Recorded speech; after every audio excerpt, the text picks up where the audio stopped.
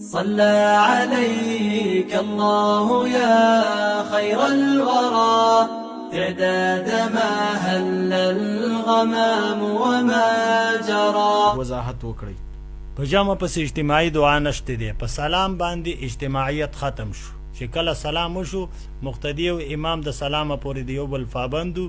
د سلام نه وروسته کو څوک زی کو څوک ذکر کوي کو څوک دعاګانې کوي کو څوک وظایف کوي.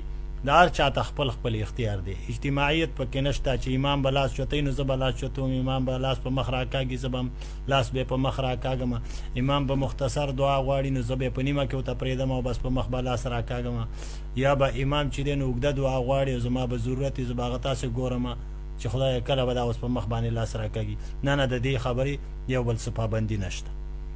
حاجی بل ملګری جی سوال کړی دی. اقا سوال لئی چې اگر امام مسافر اور مقتدی مقیم نو بیا د مقتدی چې کم پاسېدو مقیم چې کم و د دوو رکاتو کې به د قرات به وي یا به نه وي جی؟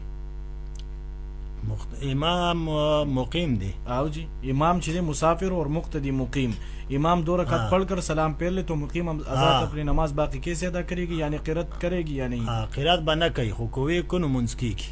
ها جی بل ملګری وایي مسبوق په شان ته دی. مسبوق سحر جمع نه بعد سنت کیږي جی؟